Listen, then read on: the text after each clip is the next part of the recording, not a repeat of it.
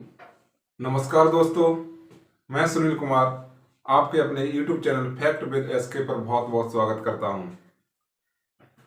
आज हम BSF HCRO RM के सिलेबस में मैथमेटिक्स में सीक्वेंस एंड सीरीज मतलब अनुक्रम एवं श्रेणी को पढ़ेंगे। ठीक है, सीक्वेंस एंड सीरीज, अनुक्रम एवं श्रेणी, ये क्या होता है? ये तीन प्रकार की होती हैं: समांतर श्रेणी, गुणोत्तर श्रेणी और हरात्मक श्रेणी। ठीक है, समांतर को बोलते हैं अर्थमेटिक, गुणोत्तर को बोलते हैं जियोमेट्रिक और हरात्मक को बोलते हैं हार्मोनिक। ठीक है, इन तीन श्रेणी को पढ़ेंगे हम। तो आज पढ़ेंगे समांतर श्रेणी को। तो ये अच्छा खासा चैप्टर है, क्वेश्चन बनते हैं इससे, लेकिन थोड़ा समझने की कोशिश करेंगे। बहुत अच्छा चैप्टर है। ठीक, तो वीडियो को देखते रहिए और चैनल को सब्सक्राइब करो, वीडियो को लाइक और शेयर करो। ठीक है, तो देखते हैं ये अनुक्रम एवं श्रेणी मतलब सीक्वेंस और सीरीज होती क्या है। पहले इसके बारे में जानकारी ले लेते हैं। सीक्वेंस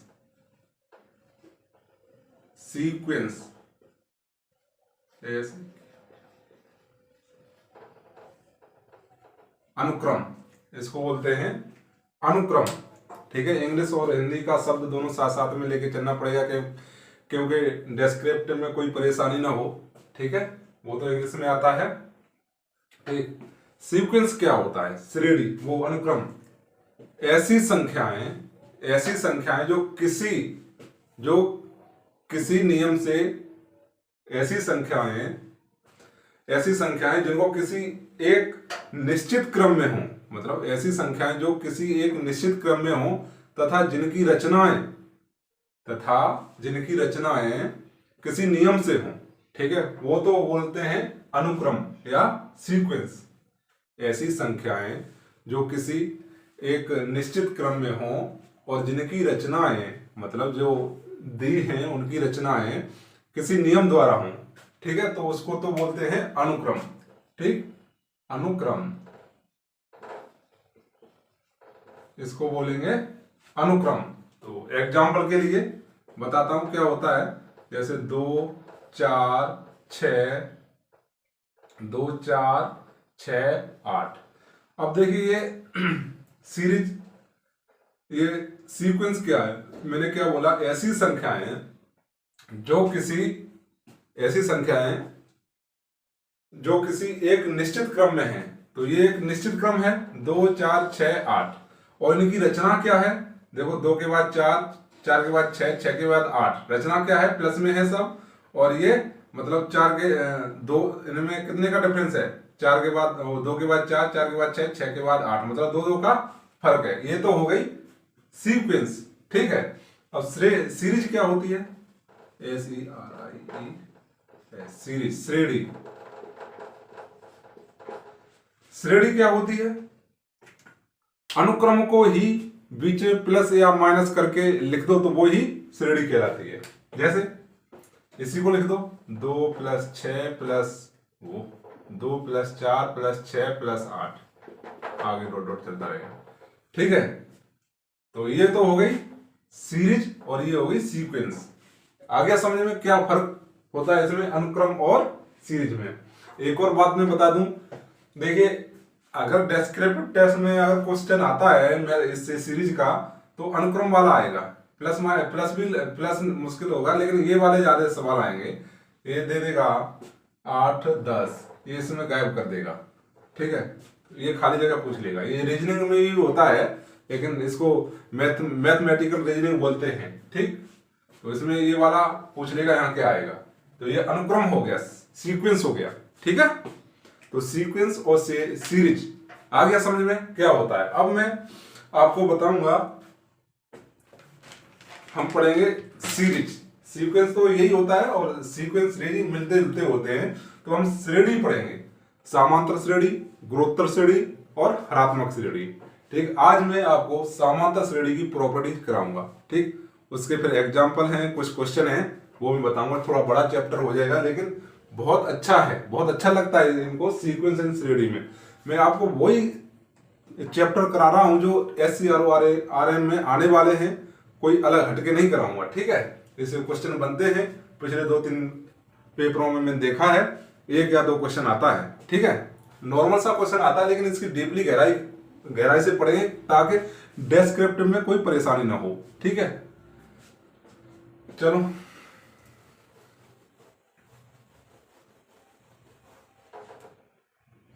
समांतर श्रेणी,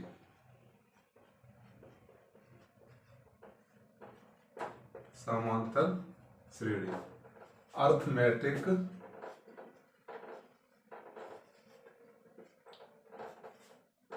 प्रोग्रेसिव,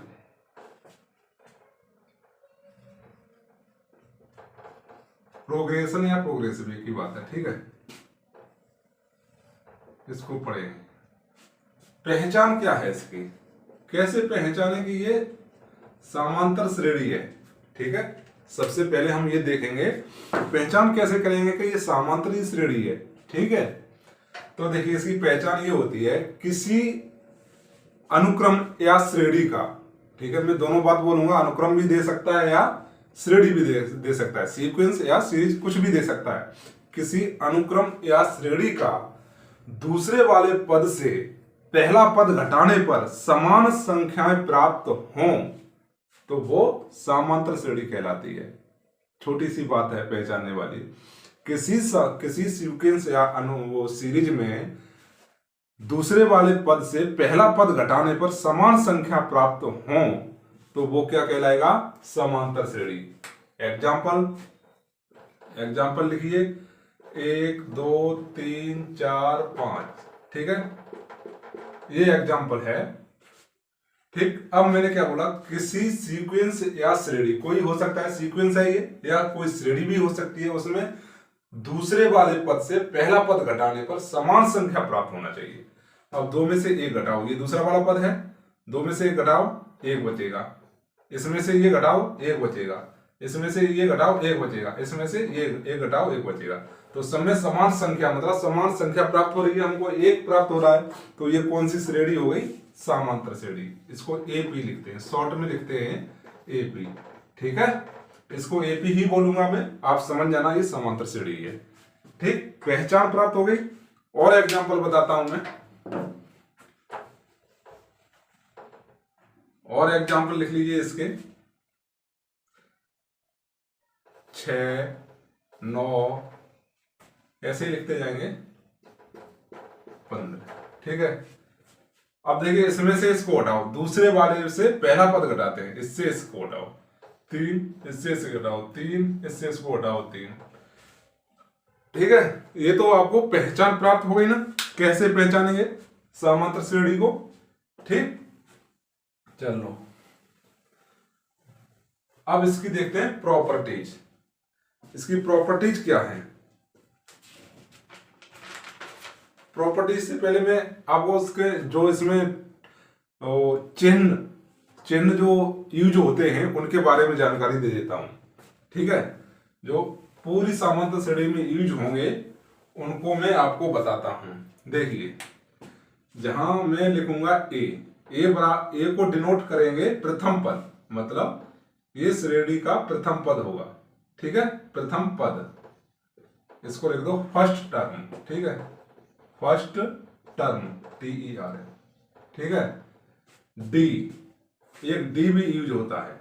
डी को क्या लिखेंगे, सार्व अनुपात, सार्व अनुपात या सार्वांतर, ठीक। ये कुछ भी हो सकता है, अलग अलग किताबों में अलग दिया होता है, या पदांतर, ठीक है। पदांतर, ये पदांतर ही होता है, पदों का अंतर होता है, ठीक। इसको इंग्लिश में बोलते हैं common difference, COD, common difference DI, ठीक है। इसको इंग्लिश में क्या बोलते हैं, कॉमन डिफरेंस। इंग्लिश के भी शब्द जो हैं वो देखते जाना, क्योंकि इनकी डेस्क्रिप्टिव में ज्यादा जरूरत पड़ेगी। ये तो अपना OMR वाला तो हिंदी इंग्लिश दोनों में आता है, ठीक है। ये हो गया डी को क्या बोलेंगे, सार्व अनुपात या सार्वांतर या पदांतर या कॉमन डिफरेंस। अब तीसरा होता है ए एन होगा या टी एन होगा, ठीक है, ए एन होगा या टी एन होगा, किसी में टी एन भी दिया होता है, किसी में ए एन भी दिया होता है, तो इसको बोलेंगे nth टर्म टी आर, ठीक है, इसको बोलेंगे nth टर्म या nवां पद, ठीक। ये जो थोड़े बहुत निशान हैं, चिन्ह हैं यार, ये इनको मैं डायरेक्ट लिख दूंगा तो समझ में नहीं आएगा, इस वजह से पहले मैं लिखा देता हूं, ठीक है। ये हो गया ए एन या टी एन, nth टर्म या nवां पद।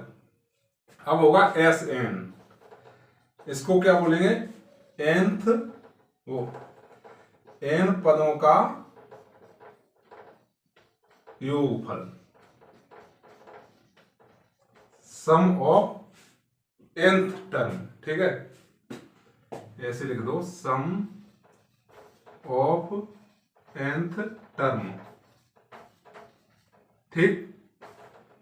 ये क्या है, एस एन, मतलब एन से मतलब आप कंफ्यूज तो नहीं हो रहे हो, एन क्या है?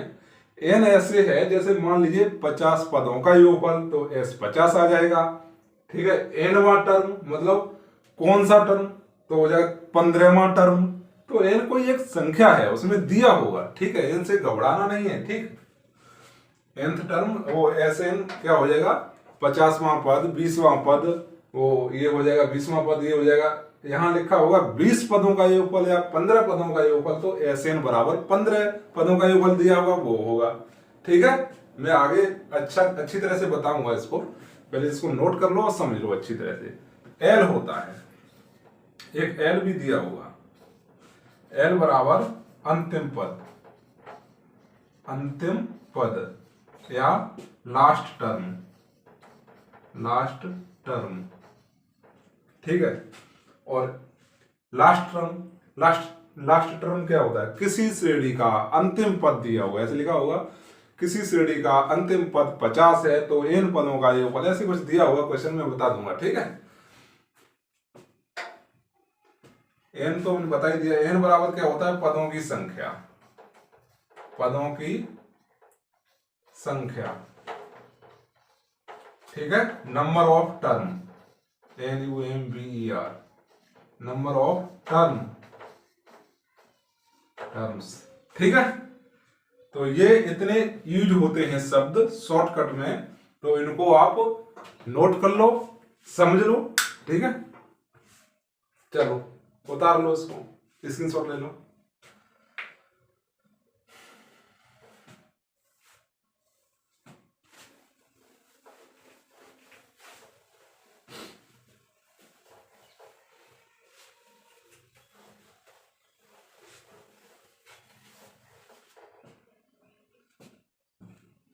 अब लिखो प्रॉपर्टीज या फॉर्मूला, ठीक है।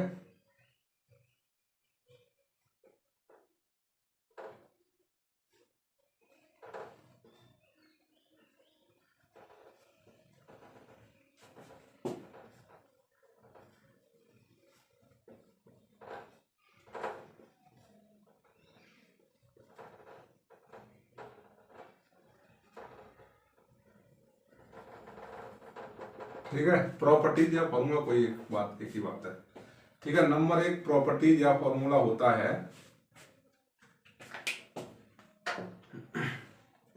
एनवां पद, किसी श्रेणी का एनवां पद कैसे निकालेंगे, किसी श्रेणी, यहां श्रेणी से मतलब है समांतर श्रेणी, ठीक है, किसी लिखना ही पड़ेगा, किसी एपी लिख देता हूं मैं, ठीक है, एपी का एनवां पद क्या होता है, ए एन बराबर A plus N minus 1 into D, most important formula है भाई, ठीक है।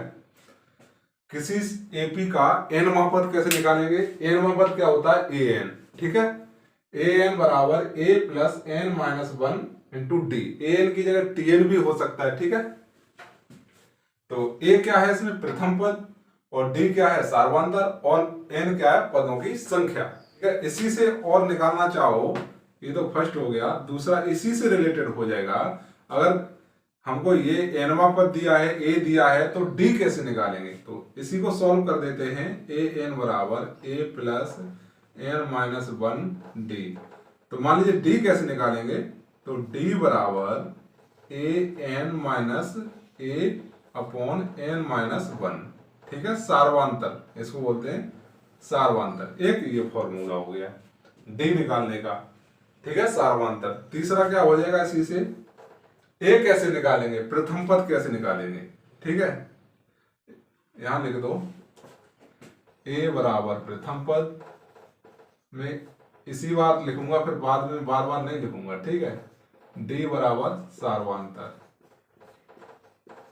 सार्वंतर। ठीक, प्रथम पद फर्स्ट टर्म, सार्वंतर कॉमन डिफरेंस।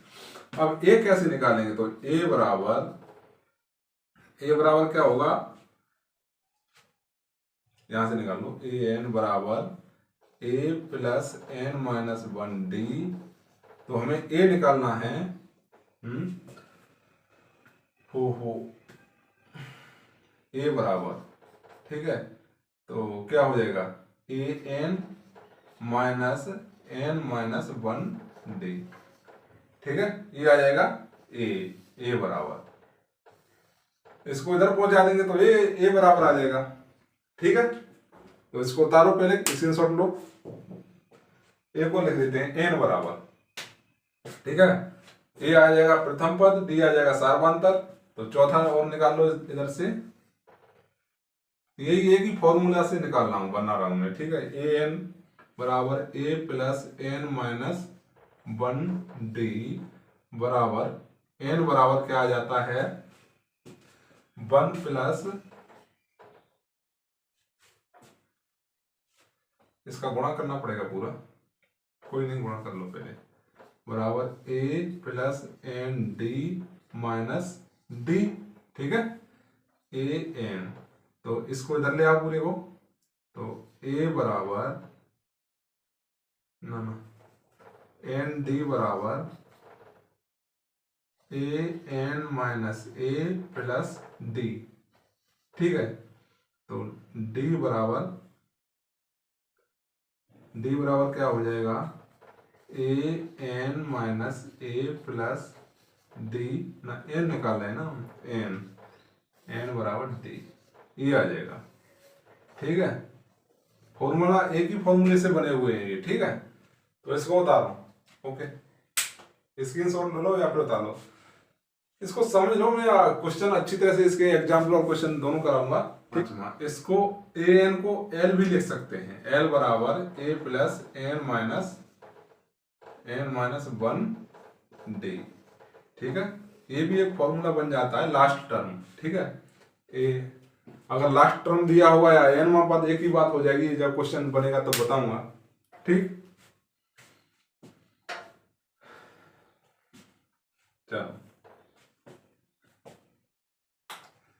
अब देखते हैं एन पदों का योगफल। एन पदों का योगफल। एन पदों का योगफल क्या होता है, क्या बताया मैंने, किससे डिनोट करते हैं? एस एन बराबर n by two a plus N minus one into d. ठीक है, इसको और आगे बढ़ा सकते हो। एन बाई टू, इसको क्या लिखेंगे? ए प्लस ए लिख दो plus N minus one D. Two A को ए प्लस ए लिख दिया मैंने। ठीक है, तो एन अपॉन टू। अब ये क्या होता है? ए एन बराबर भी है और एल बराबर भी है, तो इसको क्या लिख सकते हैं? ए प्लस एल। ठीक, एस एन बराबर।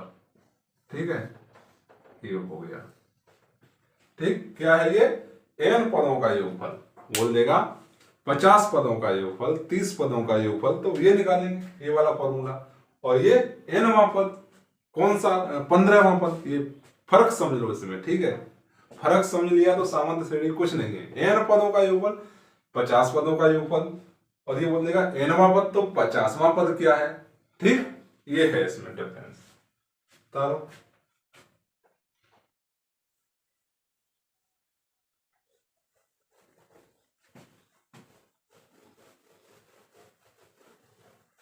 पहले पद के लिए बोलेगा पहला पद निकालना है, तो कैसे निकालेंगे? पहले पद के लिए, पहला पद के लिए, फर्स्ट टर्म के लिए, ठीक, बोलेगा पहला पद निकालो। तो पहला पद के लिए क्या रखेंगे? ए बराबर वो n बराबर 1 रखेंगे। तो ए 1 बराबर, तो a प्लस ये कट जाएगा, n बराबर 1 रखेंगे 0 हो जाएगा, ठीक है। तो पहला पद तो a1 ए ही रहता है। दूसरे पद के लिए,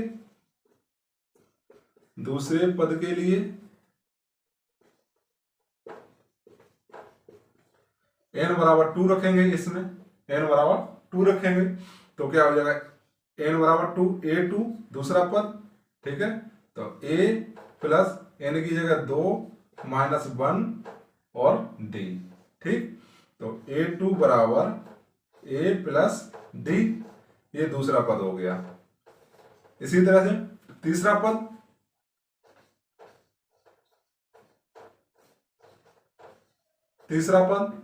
a3 बराबर a प्लस 2d आ जाएगा। सीरीज चलती रहती है ऐसे ही, ठीक है, ये हो जाएगा।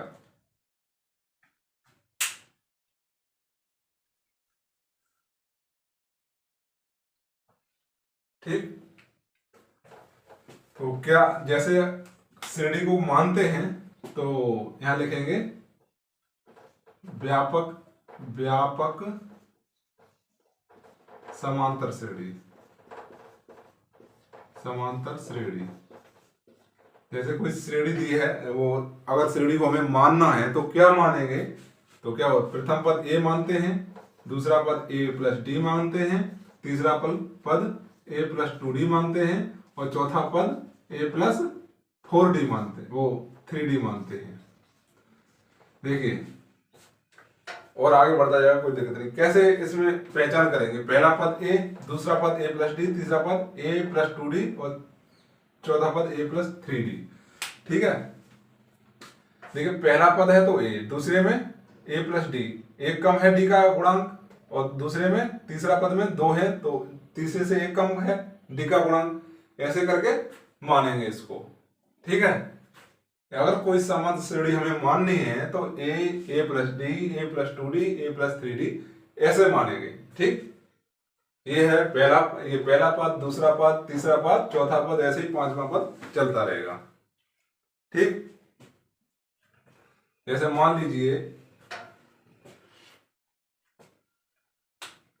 पहला पद तो ये है। अब मैं आपको बोलूंगा किसी समांतर श्रेणी में सातवां पद क्या होगा। एग्जांपल के लिए समांतर श्रेणी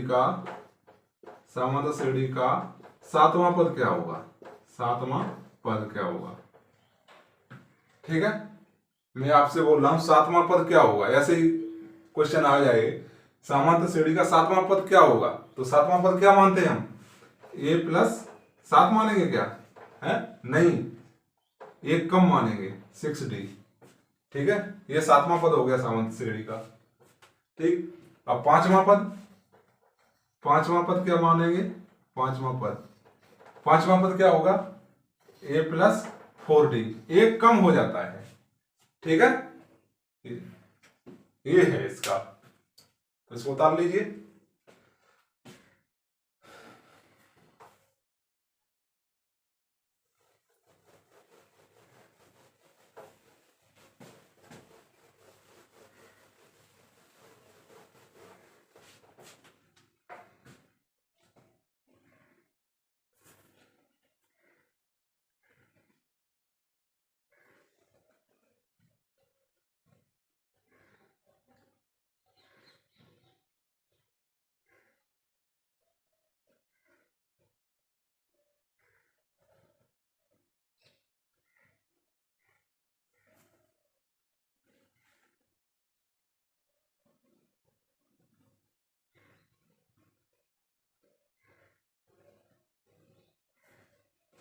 आप देखिए, अगर कोई श्रेणी nवां पद में दी है, ठीक है। जैसे मान लीजिए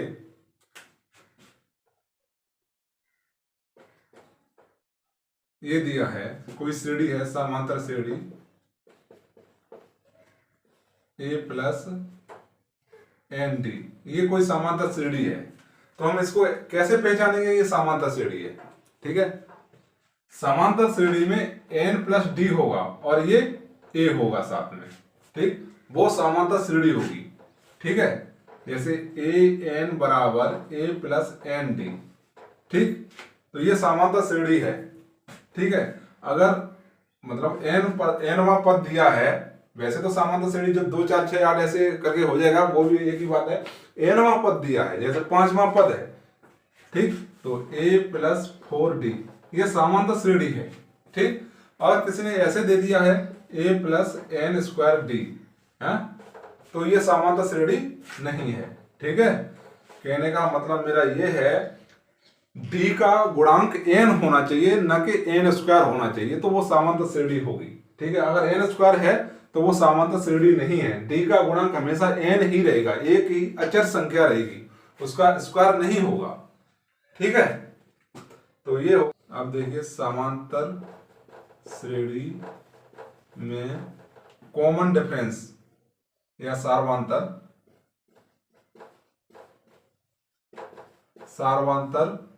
कैसे पहचाने।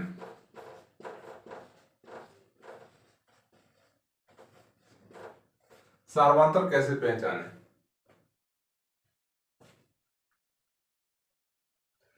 जैसे दिया होगा ए एन बराबर 3 प्लस 2n, ऐसे कोई समांतर श्रेणी दी होगी। जैसे मान लीजिए क्वेश्चन है समांतर श्रेणी 3 प्लस 2n है, तो इसमें कॉमन डिफरेंस क्या होगा, डायरेक्ट आप निकाल सकते हो, n का गुणांक ही कॉमन डिफरेंस होता है। तो d बराबर कितना आ जाएगा 2। ठीक है, वही बात है n d। ठीक है, तो d की जगह 2 है, n की जगह n ही है। ठीक, तो ऐसे हम पहचान लेंगे d बराबर कितना 2। यहां लिख देंगे n का गुणांक ही सार्वंतर होता है, सार्वंतर होता है। ठीक है, अब मैं दूसरा एग्जांपल दे रहा हूं, अगर ऐसे आ जाए 3 प्लस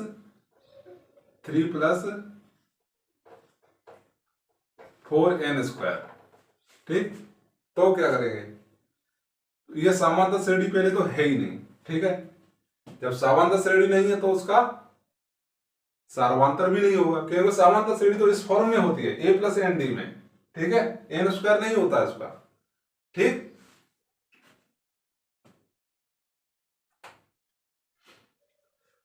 चलो ये हो गया, स्क्रीनशॉट ले लो इसका।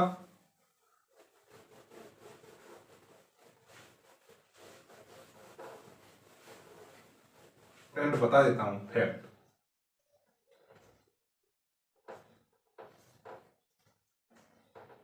ठीक है, क्वेश्चन नंबर फर्स्ट है, यदि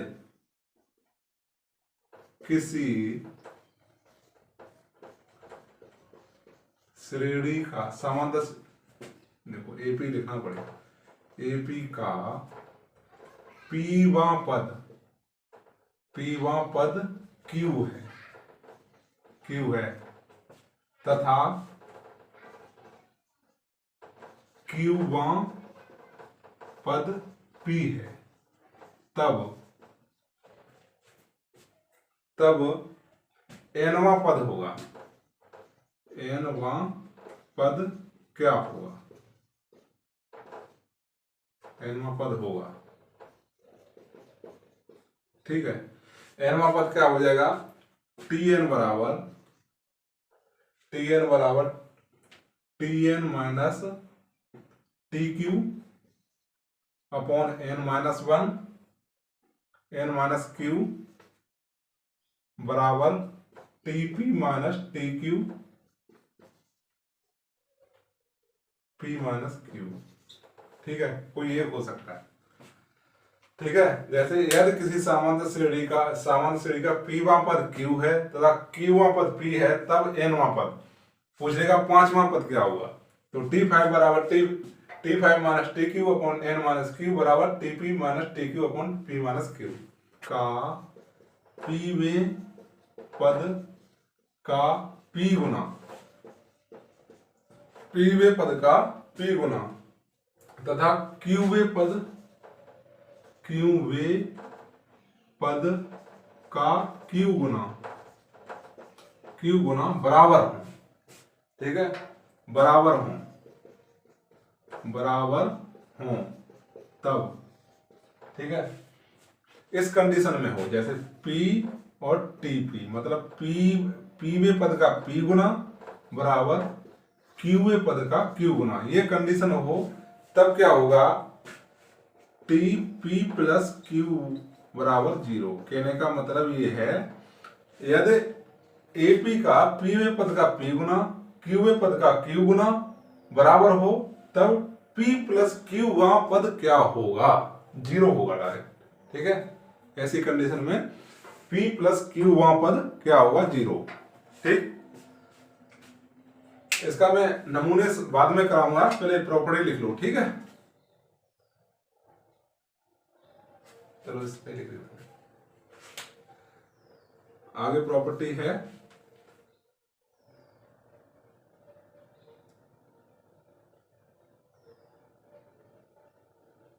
हाँ, यदि किसी AP का Pवां पद Q तथा Qवां पद P, यदि किसी श्रेणी का, किसी समान श्रेणी का Pवां पद Q तथा Qवां पद P उल्टा हो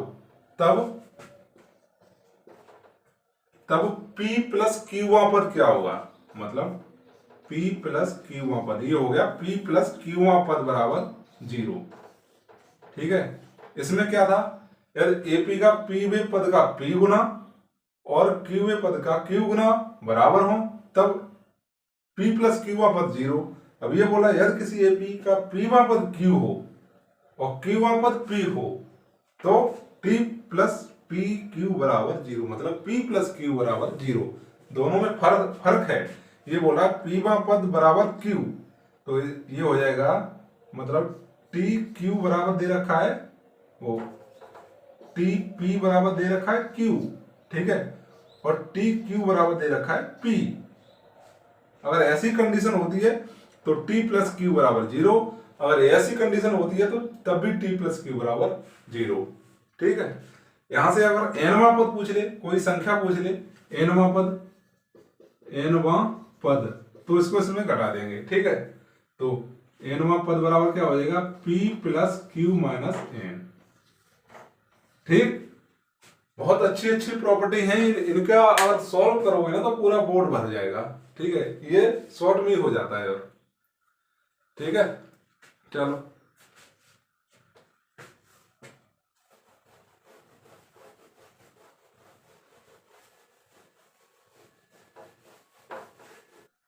यदि किसी समांतर श्रेणी में Pवां पद 1/P, ठीक है, 1/Q है तथा Qवां पद 1/P है, ठीक, तब PQ वां पद होगा, मतलब TPQ बराबर 1, ठीक है। ऐसी कंडीशन अगर बट्टे में आ जाए, ठीक है, तो क्या होगा, TPQ मतलब PQ वां पद बराबर 0, वो 1, ठीक है। ये तो हो गई nवां पद के लिए, nवे पद के लिए कंडीशन हो गई। अब आएगा n पद के योगफल के लिए कंडीशन, ठीक। दोनों में फर्क है, ठीक है। सेम ऐसे ही क्वेश्चन बनेगा, लेकिन ये था nवां पद, nवे पदों के लिए। अब आएगा n पदों के योगफल के लिए, ठीक, मतलब अब बोलेंगे योगफल वाले फॉर्मूले, ठीक। इसको उतार लीजिए।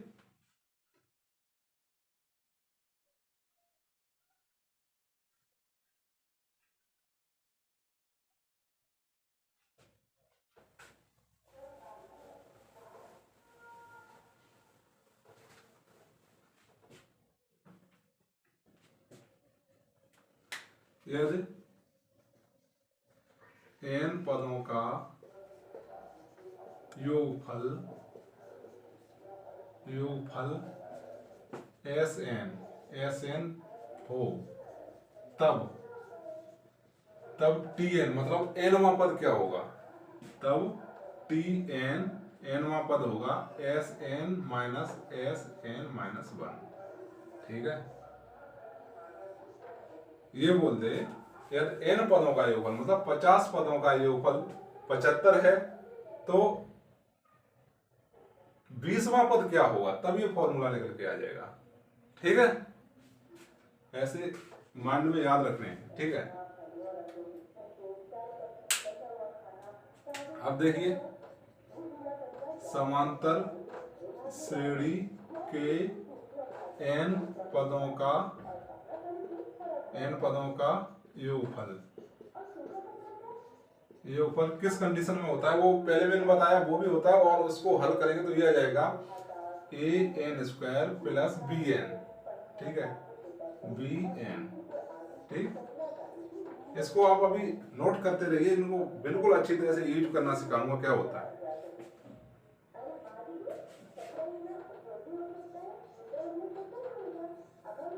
ठीक है,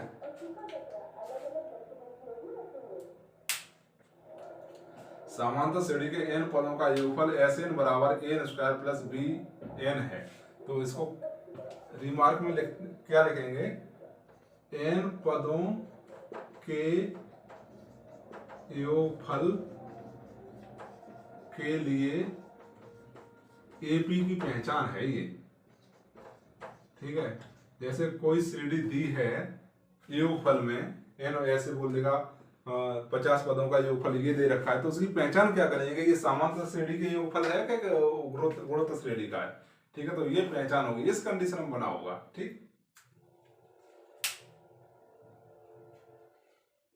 एग्जाम्पल बता देता हूं, जैसे Sn बराबर दिया है 2n² प्लस 3n। ठीक है, n² बराबर, तो इसमें गुणांक क्या, वो d बराबर क्या होगा, n², यहाँ गड़बड़ हो गया, n² के गुणांक का 2 गुना। ठीक है, d बराबर क्या होगा, n² के गुणांक का 2 गुना। तो n² क्या है 2, इसका 2 गुना कितना हो जाएगा, 2 बराबर 4। ऐसे निकालते हैं हम d सार्वंतर। अगर किसी AP के n पदों का योगफल ये दिया है Sn बराबर 2n² प्लस 3n, तो हम सार्वंतर कैसे निकालेंगे, n² के गुणांक का 2 गुना, मतलब 2 का 2 गुना 4। ठीक, और एक और एग्जाम्पल देख लीजिए, इसको पहले उतार ले, यहां देख लीजिए एग्जाम्पल। ये है Sn बराबर 3n² प्लस 2n। ठीक, तो d बराबर क्या आ जाएगा, सार्वंतर बराबर n² के गुणांक का 2 गुना, तो 3 गुणा 2 बराबर 6। ठीक है, तो ये तो d निकालने वाली बात आ गई। पहले इसको स्क्रीनशॉट ले लो या उतार लो।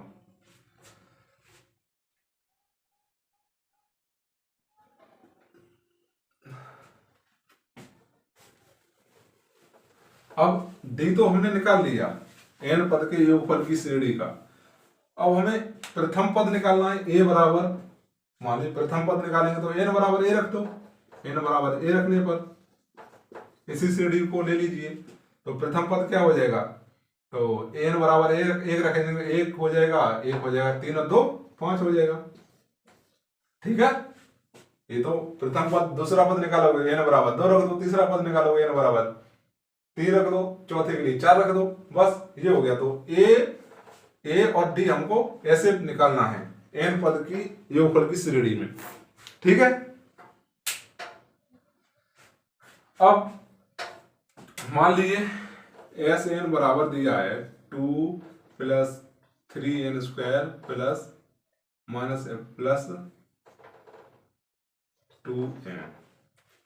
अब मुझे ये बताइए, क्या ये समांतर श्रेणी के n पदों का योगफल वाली सीरीज है क्या, है?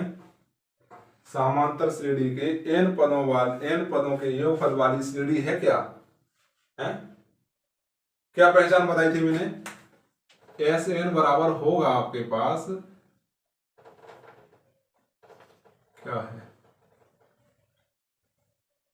क्या होगा A N square plus B N. ये पहचान बताई थी मैंने, लेकिन ये इस कंडीशन को फिट कर रही है, ये नहीं कर रही है। इसमें दो ये फालतू आ गया, ठीक है, ये दो अचर संख्या ये फालतू आ गई, लेकिन हमको ये कंडीशन चाहिए। ये कंडीशन इतनी यहां तक है, लेकिन दो ये अलग है, तो ये समांतर श्रेणी नहीं है, ठीक है। ऐसे समांतर श्रेणी की पहचान कर लेंगे जो जब योगफल में दिया हो। हमको केवल ये ही कंडीशन चाहिए, A N square plus B N. Okay, ठीक है। किसी समांतर श्रेणी में p पदों का योगफल q है तथा q पदों का योगफल p है, p हो या है, तब p प्लस q पदों का योगफल, p प्लस q पदों का योगफल। फिर कंफ्यूजन में मत पड़ जाना। इसमें पहले जो मैंने प्रॉपर्टी कराई थी वो nवें पद के लिए थी। उसमें क्या था, किसी समांतर श्रेणी के pवां पद q है तथा qवां पद p है, ऐसे था क्वेश्चन। अब क्या है, किसी समांतर श्रेणी p पदों का योगफल q है, ठीक है। यहाँ योगफल था वो nवां पद था, ठीक। ये बहुत तगड़ा कंफ्यूजन बनता है, तो इसमें पढ़ मत जाना। यहाँ p पदों का योगफल करा रहा हूं, वो पहले p में पद था, ठीक।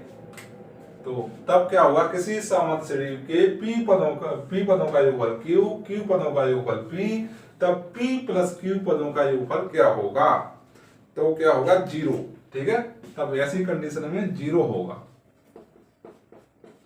ठीक है।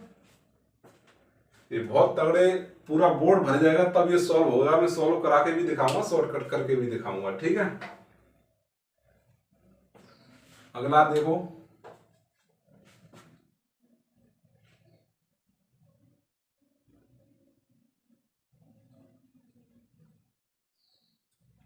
ये थोड़ा गलत हो गया, ये नहीं होगा, minus P plus Q, sorry ये होगा माइनस पी प्लस क्यू होगा, ठीक है। दूसरा लिख दिया, ठीक।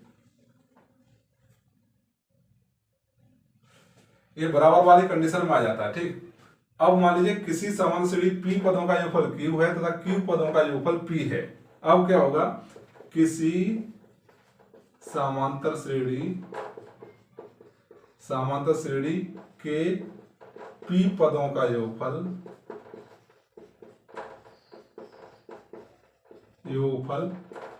q पदों के योगफल के बराबर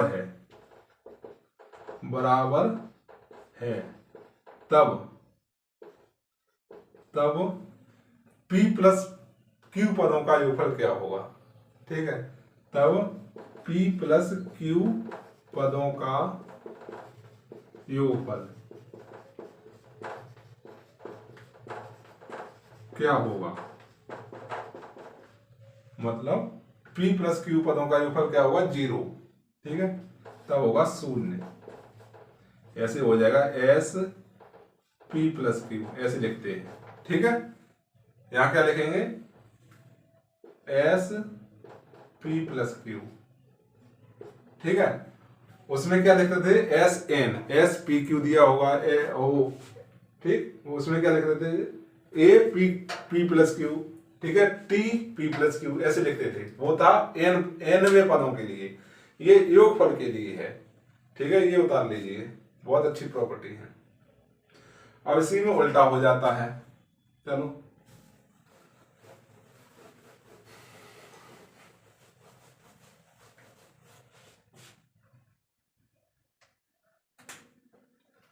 किसी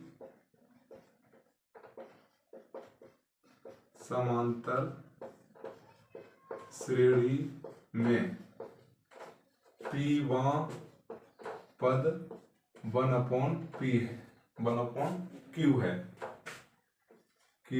है तथा क्यूवा पद 1/p है, तब पी क्यू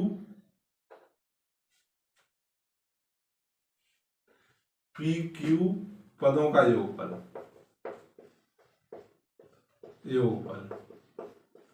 ठीक है, गलत है थोड़ा सा, पी वहां पद नहीं होगा, पी पदों का योगफल होगा, पी पदों का, ये पी पदों का योग, ठीक है, पी पदों का योग इतना है और क्यू पदों का योग, ठीक है, योग है कि योग वाले फॉर्मूले, तो पी क्यू पदों का योगफल क्या होगा, बराबर 1/2 पी प्लस क्यू, ठीक है, ये होगा, ठीक, ये है।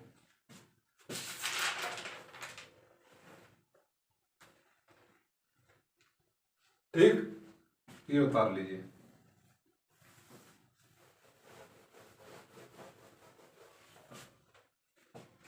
अब देखिए मोस्ट इंपोर्टेंट प्रॉपर्टी है, इसको नोट कर लेना, ठीक है, इससे क्वेश्चन पक्का आता है, ठीक, यदि किसी समांतर श्रेणी में किसी कांस्टेंट अचर संख्या, ठीक है, कोई एक संख्या होगी अचर संख्या से जोड़ गुणा भाग या घटाया जाए तो नई बनी श्रेणी समांतर श्रेणी ही होगी,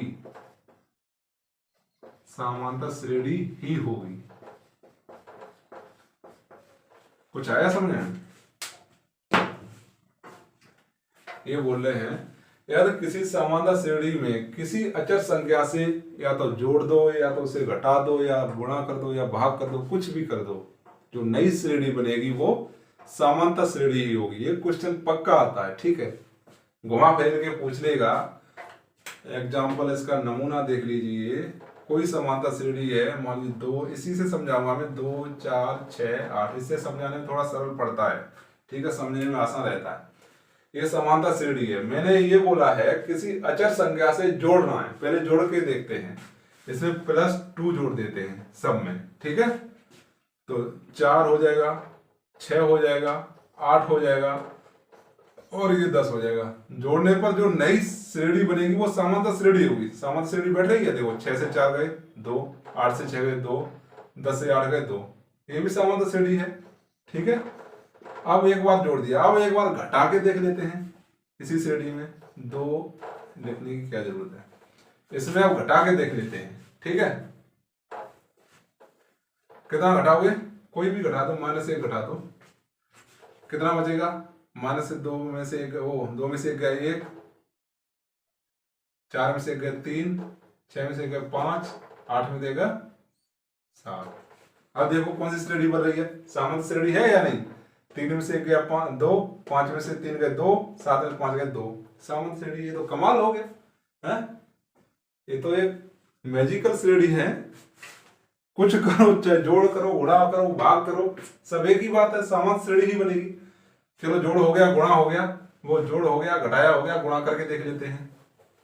मान लीजिए 3 का गुणा कर देते हैं, ठीक है, 3 दूनी 6, 3 चौक 12, 3 छक 18, 3 8 24। देखो समांतर श्रेणी है क्या नहीं। 12 में 6 गए तो 6 बचे, 18 में से 12 गए 6 बचे, 24 में 18 गए तो ये तो कमाल हो गया, हैं? ये भी एपी कर रही है, ठीक है। अब क्या करेंगे, गुणा हो गया, भाग करके देख लेते हैं। कितने से भाग करके देखो, 2 से भाग करके देख लेते हैं। 2 से भाग करके देख लो, 1 बार जाएगा, 2 बार जाएगा, 3 बार जाएगा, 4 बार जाएगा। देखो समांतर श्रेणी बनेगी नहीं बनेगी। 2 में से गया 1, 3 में से 2 गया 1, 4 में से 3 गया 1, ये भी समांतर श्रेणी है। आया कुछ समझ में अब? एग्जाम्पल मैंने सारे करा दिए, चार जोड़ गुणा भाग वाले।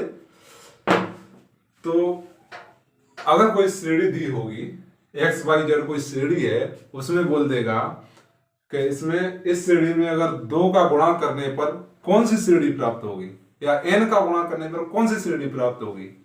तो सामान्य श्रेणी प्राप्त होगी, चाहे n का करो चाहे किसी का करो, मतलब सामान्य श्रेणी ही प्राप्त होगी। ओके, मोस्ट इंपोर्टेंट डाल लीजिए इस पर, बहुत अच्छी प्रॉपर्टी है। ठीक है, बता दो उसको।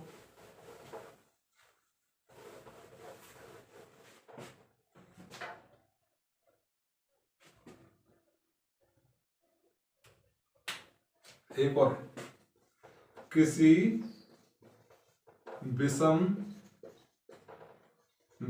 पद ऑड नंबर, ठीक है, विषम पद वाली समांतर श्रेणी का योगफल कैसे निकालेंगे।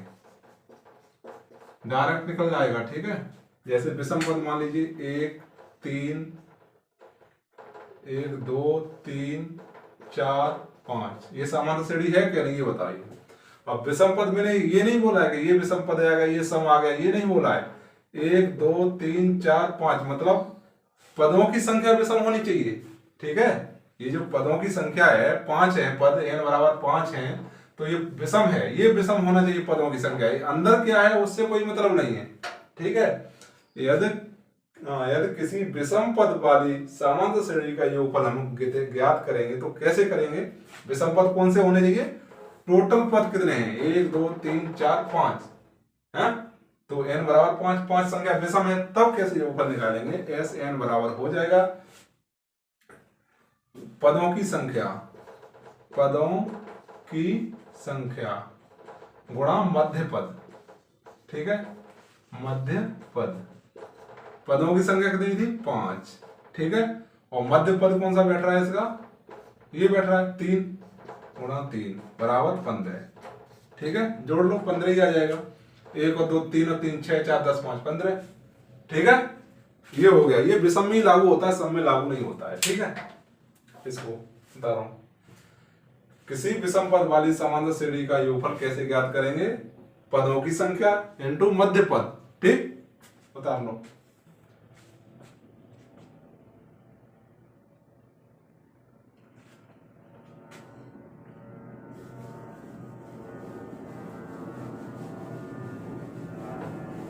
अब एक और प्रॉपर्टी है, 2 समांतर श्रेणी को परस्पर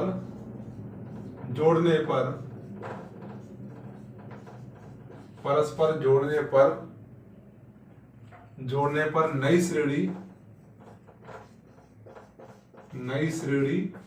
समांतर श्रेणी प्राप्त होती है। ये भी कमाल की बात है, समांतर श्रेणी प्राप्त होती है। परस्पर जोड़ने को बोला है, तो देखिए 1 2 4 6 8 ये समांतर श्रेणी है, पहली है। दूसरी ले लो 1 2 3 4, ये भी समांतर श्रेणी है। ठीक है, इनको परस्पर जोड़ने के लिए बोला है, मतलब दो, पहला पद पहले पद में, दूसरा पद दूसरे पद में, तीसरा पद तीसरे पद में, तो जोड़ दो 2 और 1 3, 4 और 2 6, 6 3 9, 8 4 12। देखो क्या प्राप्त हो रहा है, 6 में 3 गए 3, 9 में 6 गए 3, 12 में 9 गए 3, समांतर श्रेणी है। इसमें भी 3 प्राप्त हो रहा है, इसमें भी 3 प्राप्त, तो ये समांतर श्रेणी आ गई। आया आपको समझ में। मतलब अगर 2 श्रेणी दी है तो उनको परस्पर जोड़ने पर जो प्राप्त श्रेणी होगी वो समांतर श्रेणी होगी। ठीक, ठीक है।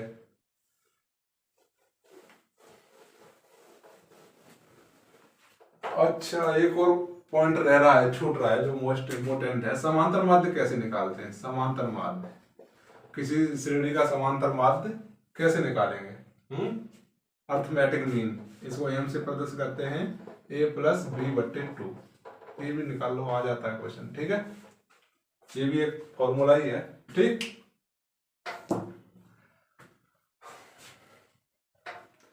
देखिए यदि यदि किसी एपी के 3 पद दिए हों, यदि किसी एपी के 3 पद दिए हों तब जो, जैसे मान लीजिए ए बी सी ये दिया है, 3 पद में कोई सामान्य श्रेणी दी है, तो 2b बराबर होता है a प्लस सी। ठीक है, मतलब बीच वाला पद का दोगुना और लास्ट और फर्स्ट वाले पद का योगफल के बराबर होता है। आ गया समझ में? यदि किसी एपी के 3 पद दिए हों तब 2b बराबर a प्लस सी। अगर एग्जाम्पल ऐसे आ जाते हैं, मान लीजिए a यहाँ दिया है 2, x, 3, तो x की वैल्यू पता कर लेगा ना 4 आएगा, तो x की वैल्यू पता कर ले। x की वैल्यू बताइए क्या होगा। आप क्या करोगे, हमने पढ़ा है इसका दोगुना इन दोनों के योग के बराबर होता है, तो 2x बराबर 2 प्लस 4, 2x बराबर 6, तो x बराबर 3, तो इसकी वैल्यू कितनी आ जाएगी 3। ठीक है, ये तो 3 पद में हो गया। ठीक है, लेकिन एग्जाम में क्वेश्चन 3 का नहीं आता है। पिछली बार जो मैंने बताया था तो 4 का आया था, बच्चे कंफ्यूजन में पड़ गए थे कैसे होगा 4 वाला। देखिए 4 का हो या 5 का हो, 6 का हो, कोई दिक्कत नहीं है।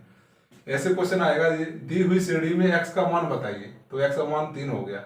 ये तो 3 के लिए है और किताब में भी 3 के लिए ही देते हैं, 4 के, 5 के, 6 के लिए नहीं देते हैं।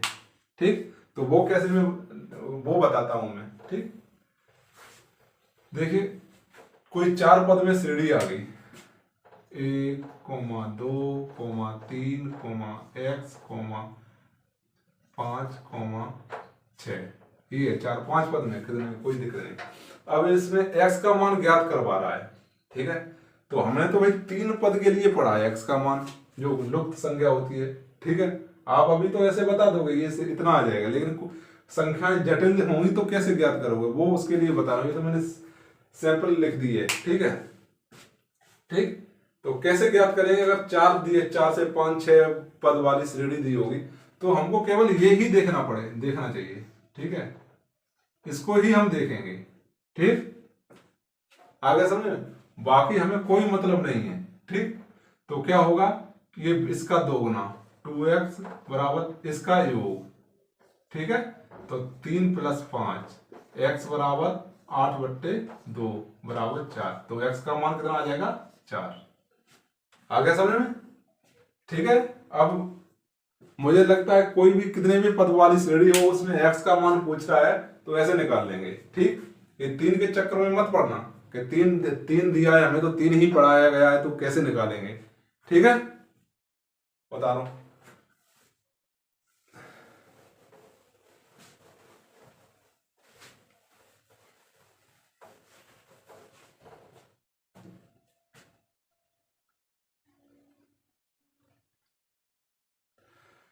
तो इसकी सामान्य श्रेणी की सारी प्रॉपर्टी मैंने करा दी है।